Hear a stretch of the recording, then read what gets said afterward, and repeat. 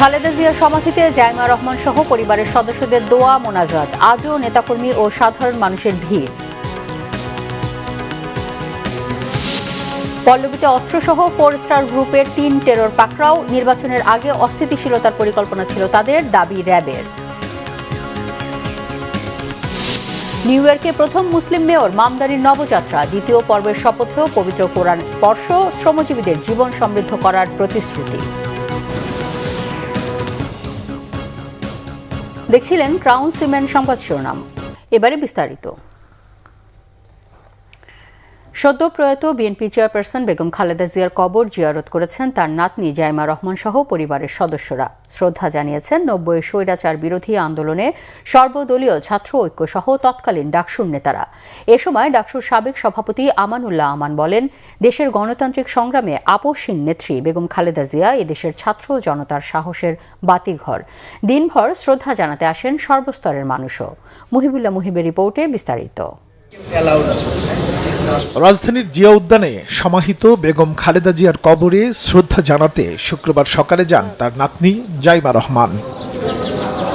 পরিবারের অন্য সদস্যদের সঙ্গে নিয়ে সকাল 10:30টার দিকে জাইমা রহমান জিয়া উদ্যানে পৌঁছান। বেগম খালেদা জিয়ার ছোট ছেলে আরাফাত রহমান কোকুর স্ত্রী সৈয়দা শর্মিলা রহমান সহ পরিবারের নিকটাত্মীয়রাও সেখানে ছিলেন। দোয়া ও মোনাজাত শেষে সকাল 10:40 দিকে তারা সেখান থেকে ফিরে যান। পরে বেগম জিয়ার কবরে শ্রদ্ধা জানান 90-এর স্বৈরাচার বিরোধী আন্দোলনে নেতৃত্ব দেয়া ছাত্র নেতারা। শ্রদ্ধা নিবেদন শেষে ডাকসুর সাবেক ভিপি আমানুল্লাহ আমান বলেন, বেগম খালেদা জিয়ার মৃত্যু এবং তার ছেলে তারেক রহমানের দেশে ফেরার মধ্য দিয়ে পুরো দেশের মানুষ আজ ঐক্যবদ্ধ হয়েছে। স্বাধীনতার সার্বভৌমত্বের অতন্ত্র প্রহরী দেশনেত্রী বেগম খালেদা জিয়া ছিলেন গণতন্ত্রের মা। দেশনেত্রী বেগম খালেদা জিয়াকে বিনা চিকিৎসায় হত্যা করা হয়েছে। কারণ বিনা চিকিৎসায় হত্যা করেছে এই জন্যে তাকে স্লো পয়জনের মধ্য দিয়ে, কারণ দেশনেত্রী বেগম খালেদা জিয়া ছিলেন একজন মহান জাতীয় এবং আন্তর্জাতিকভাবে বাংলাদেশের জনগণের অভিভাবক। প্রতিহিংসার বশবর্তী হয়ে যে বিগত যে ফ্যাসিস্ট প্রধানমন্ত্রী, তিনি তাকে মৃত্যুর পথে ঠেলে দিয়েছেন। বেগম খালেদা জিয়া তার জীবনের শেষ রক্তবিন্দু দিয়ে তিনি তার এদেশের জনগণের জন্য, এদেশের গণতন্ত্রের জন্য এবং এদেশের স্বাধীনতা সার্বভৌমত্বের জন্য করে গেছেন। জিয়া উদ্যানে স্বামীর কবরের পাশে চিরনিদ্রায় শায়িত বেগম খালেদা জিয়ার কবরে শ্রদ্ধা জানাতে আসেন নাটোর 2 আসনের ধানের শীষ প্রার্থী রুহুল কুদ্দুস তালুকদার দুলু এবং চট্টগ্রাম 10 আসনের প্রার্থী সাইদ আল নোমান। এ সময় দেশ ও জনগণের জন্য বেগম খালেদা জিয়ার অবদানের কথা তুলে ধরেন বিএনপির এই দুই নেতা। যতক্ষণ পর্যন্ত বেঁচে আছি, বেগম খালেদা জিয়ার সেই দেশপ্রেমের ধারণা, আদর্শ আমরা ধারণ করে জীবনের সেই দিন পর্যন্ত এটা কার্যকর করার জন্য আমরা চেষ্টা চালিয়ে যাব। জাতীয়তাবাদী দলের ভারপ্রাপ্ত চেয়ারম্যান উনিও আজকে এই দলের দায়িত্ব নিয়েছেন। উনি ইনশাল্লাহ শহীদ প্রেসিডেন্ট জিয়াউর রহমান বেগম খালেদা জিয়ার এই আদর্শকে ধারণ করে আগামী দিনে দেশ পরিচালনার জন্য দায়িত্ব পালন করবে বলে আমরা বিশ্বাস। প্রায় 11 মাস আগে আমার বাবা আব্দুল্লাহ আল নোমানের সাথে আমি দোয়া চাইতে গিয়েছিলাম। তিনি বলেছিলেন যে প্রতিষ্ঠান গড়বে, প্রতিষ্ঠানের মাধ্যমে মানুষের জন্য ভালো ভালো কাজ করবে, সেটাই রয়ে যাবে, বাদবাকি সব শেষ হয়ে যাবে, নিঃশেষ হয়ে যাব আমরা। স্বদেশ প্রত্যাবর্তন দিবস থেকে শুরু করে দেশনেত্রী বেগম খালেদা জিয়ার যে জানাজা, আপনি দেখেছেন কিভাবে বাংলাদেশ ঐক্যবদ্ধ। এছাড়াও সাবেক 3 বারের প্রধানমন্ত্রীর কবরে শ্রদ্ধা জানাতে আসে বিভিন্ন সামাজিক, রাজনৈতিক ও সাংস্কৃতিক সংগঠনের পাশাপাশি সর্বস্তরের মানুষ। মুহিবুল্লাহ মুহিব, বাংলা ভিশন, ঢাকা। দর্শক, এই মুহূর্তে রাজধানী জিয়া উদ্যানে রয়েছেন সহকর্মী শুভ মাহফুজ, সরাসরি যুক্ত হচ্ছে তার সঙ্গে। শুভ, সমাধিস্থলে আসা মানুষের উপস্থিতি কেমন দেখতে পাচ্ছেন? রৌনক, আপনাকে ধন্যবাদ। আসলে আজকে গতকালকে দুপুর 12টা থেকেই বিএনপির পক্ষ থেকে বা সরকারের পক্ষ থেকে এই জিয়া উদ্যানকে সাধারণ মানুষের জন্য উন্মুক্ত করে দেওয়া হয়। এরপরেই সাধারণ মানুষের ঢল নামে এই জিয়া উদ্যানে, যেখানে সাবেক 3 বারের প্রধানমন্ত্রী আপুসের নেত্রী বিএনপির চেয়ারপারসন বেগম খালেদা জিয়াকে সমাহিত করা হয়েছে। আমরা আজকে সকাল থেকেও এখানে বিএনপির বিভিন্ন পর্যায়ের নেতাকর্মীরা এসে এখানে শ্রদ্ধা নিবেদন করেছেন, দোয়া করেছেন, মুনাজাত করেছেন বেগম খালেদা জিয়াকে যাতে মহান আল্লাহ জান্নাতের সর্বোচ্চ স্থানে আসিত করেন, সেই দোয়া করছেন। আমরা ঠিক জুমার নামাজের পরেও দেখছি যে এখানে আসলে মানুষের ঢল নেমেছে। বিভিন্ন পর্যায়ের নেতাকর্মীরা এসে এখানে যেখানে বেগম খালেদা জিয়াকে সমাহিত করা হয়েছে সাবেক রাষ্ট্রপতি শহীদ রাষ্ট্রপতি জিয়াউর রহমানের মাজারের পাশেই, সেখানে তার চারপাশে গিয়ে নেতাকর্মীরা এখানে এসে জড়ো হচ্ছেন, তারা দোয়া করছেন। বিশেষ করে সাধারণ মানুষের যে উপস্থিতি সেটা আমরা দেখতে পাচ্ছি। বিশেষ করে বেগম খালেদা জিয়া যেই উপাধিতে ভূষিত আপুসীর নেত্রী, দল মত নির্বিশেষে তার যে একটা গ্রহণযোগ্যতা, তার প্রতি যে মানুষের একটা ভালোবাসা, সেটি কিন্তু আমরা বিগত সময়ে যেমন দেখেছি। বিশেষ করে তিনি অসুস্থ হওয়ার পর থেকে যখন গত 23 নভেম্বর যিনি অসুস্থ হয়ে এবার কেয়ার হাসপাতালে গিয়েছেন এবং সেখানে ভর্তি হয়েছেন, এরপরে যখন 27 নভেম্বর তার শারীরিক অবস্থার অবনতি ঘটে, এরপরে আমরা দেখতে পেয়েছিলাম যে হাজার হাজার মানুষ, বিভিন্ন শ্রেণী পেশার মানুষ, শুধুমাত্র দলীয় নেতাকর্মী না, সব দলের নেতাকর্মী সহ সাধারণ মানুষরা সেখানে গিয়ে হসপিটালের সামনে জড়ো হয়েছেন। তারা তাদের আবেগ অনুভূতি প্রকাশ করেছেন বেগম খালেদা জিয়াকে ঘিরে। এরপরই পুরো মাস এবার কেয়ারে প্রায় মানুষ গিয়েছেন, তার জন্য দোয়া করেছেন। আসলে আল্লাহর নিয়ম অনুযায়ী তাকে চলে যেতে হয়েছে একটা নির্দিষ্ট সময়। গত 30 ডিসেম্বর ভোর 6টা বাজে তিনি দুনিয়ার মায়া ত্যাগ করেছেন। এরপরে আমরা দেখতে পেয়েছি যে আসলে মানুষের মাঝে যে ধরনের একটা শ্রদ্ধা, যে ধরনের ভালোবাসায় শিখতে হয়, সেটি কিন্তু মানুষ প্রমাণ করেছেন। কোটি মানুষের উপস্থিতিতেই মানিক মিয়া অ্যাভিনিউতে জানাজা হয়েছে, সেখানে দলমত নির্বিশেষে কোটি মানুষেরও বেশি সেখানে অংশ নিয়েছেন এবং বেগম খালেদা জিয়ার প্রতি শ্রদ্ধা নিবেদন করেছেন। তারই ধারাবাহিকতা তাকে এখানে সমাহিত করার পর গতকালকে রাষ্ট্রীয় শোক, 3 দিনের রাষ্ট্রীয় শোক শেষ হয়েছে এবং বিএনপির পক্ষ থেকে যে দলীয় 7 দিনের শোক, সেটি কিন্তু এখনো চলছে। আজকে 4র্থ দিনের মতো শোক পালন করছে দলের নেতাকর্মীরা। তো সেখানে শুধুমাত্র দলের নেতাকর্মীরা না, একেবারে নারী পুরুষ সহ সব বয়সের মানুষ, সব শ্রেণী পেশার মানুষ এসে এখানে বেগম খালেদা জিয়ার যেখানে সমাহিত করেছে সেখানে এসে জড়ো হচ্ছেন। তারা দোয়া করছেন, মুনাজাত করছেন।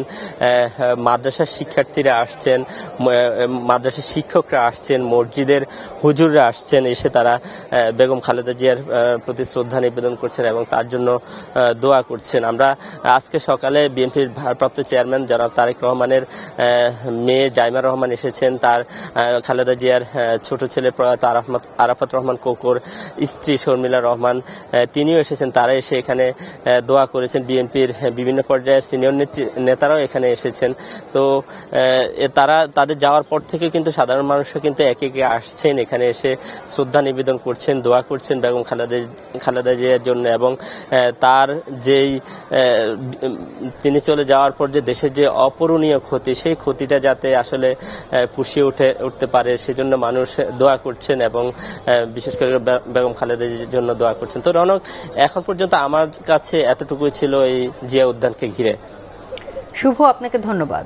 আগামী 3 দিন ব্যাপী ঢাকা সহ সারা দেশে অপ্রয়োজনীয় পোস্টার, ফেস্টুন অপসারণে বিএনপি কাজ করবে বলে জানিয়েছেন দলের সিনিয়র যুগ্ম মহাসচিব রুহুল কবির রিজভী।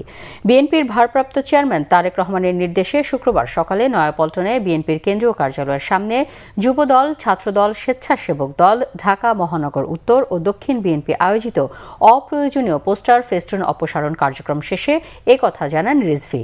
বলেন, ব্যক্তিগত ভবনে কোনো পোস্টার, ফেস্টুন লাগানোর পক্ষে নয় বিএনপি। একটি সুন্দর ও আদর্শিক দেশ বিনির্মাণে কাজ করাই বিএনপির আগামী লক্ষ্য উল্লেখ করে তিনি বলেন, আগামী 3 দিন দেশব্যাপী কাজ করে যাবে বিএনপি ও তার অঙ্গ সংগঠনের নেতাকর্মীরা। এই যে মানুষ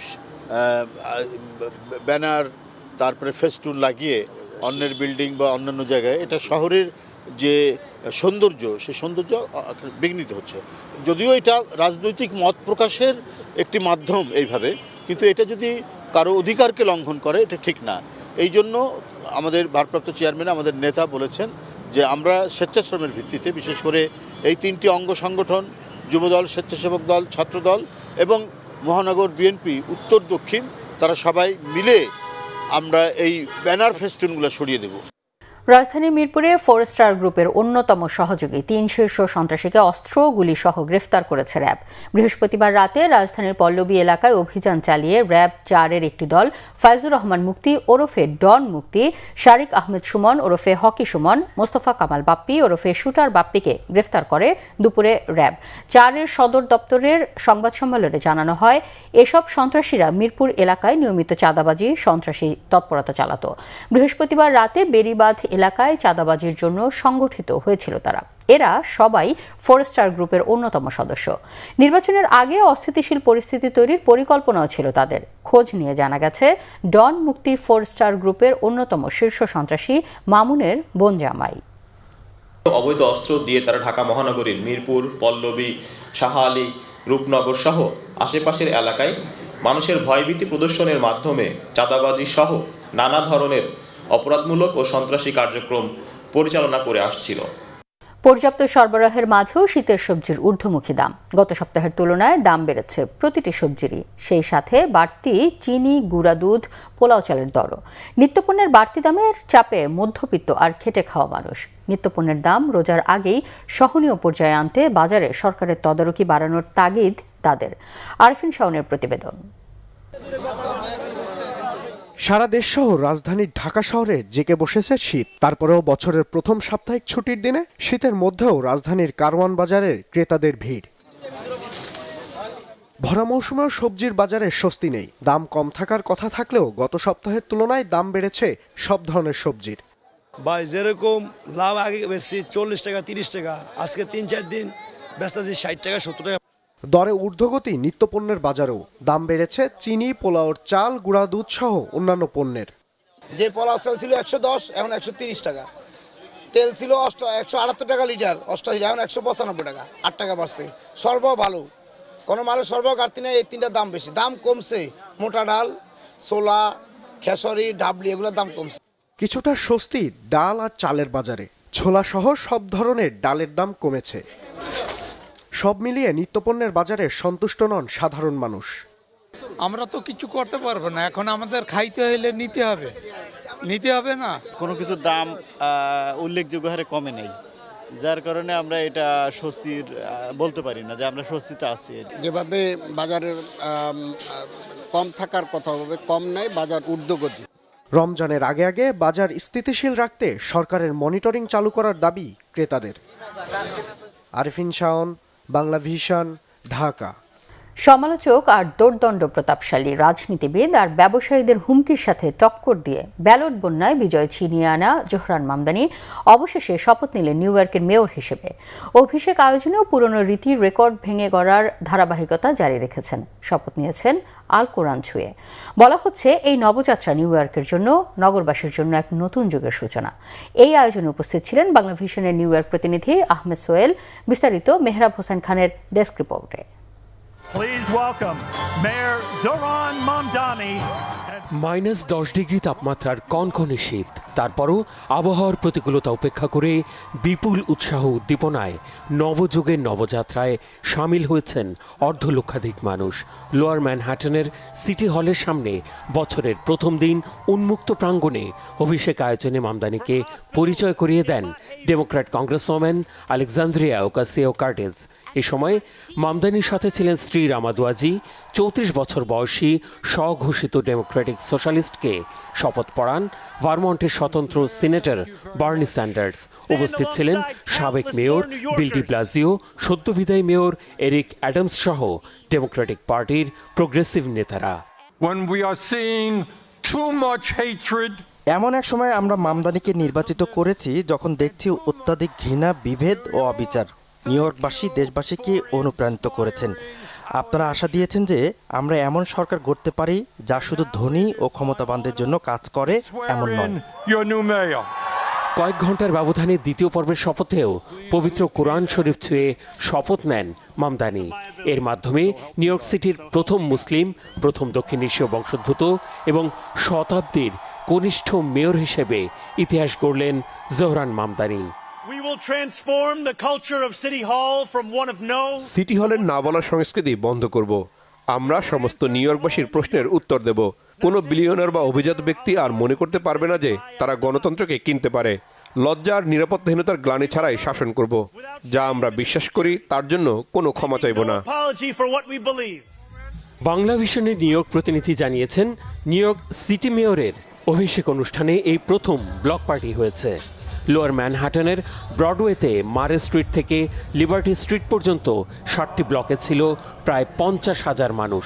সিটি হল এলাকায় শুধু ছিলেন 4,000 নিবন্ধিত অতিথি। হলের বাইরে ছিল জয়েন্ট স্ক্রিনে সম্প্রচারের ব্যবস্থা।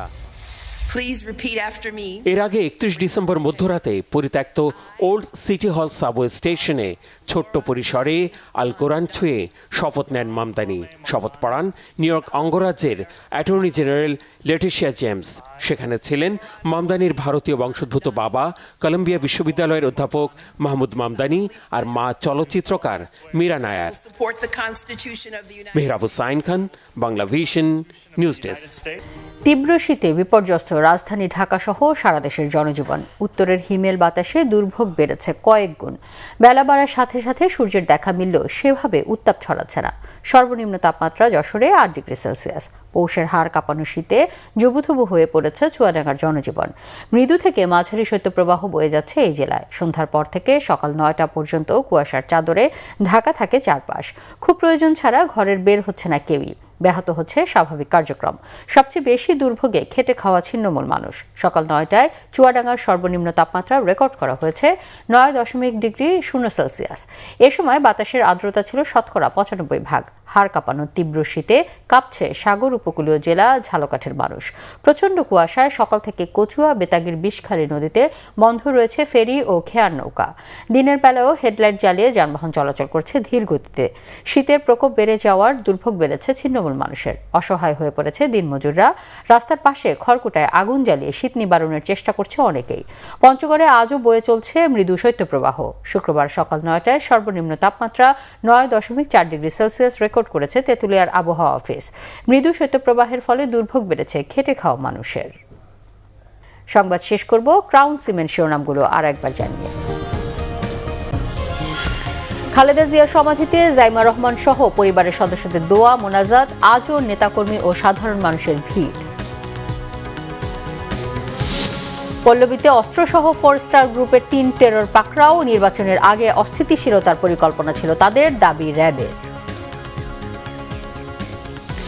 নিউ ইয়র্কে প্রথম মুসলিম মেয়র মামদানির নবযাত্রা। দ্বিতীয় পর্বের শপথেও পবিত্র কোরআনের স্পর্শ, শ্রমজীবীদের জীবন সমৃদ্ধ করার প্রতিশ্রুতি। এই ছিল এখনকার মতো। পরের সংবাদ বিকেল 4টায়। এর আগে 3টায় রয়েছে নিউজ টপ 10 দেখার আমন্ত্রণ রইল। ধন্যবাদ।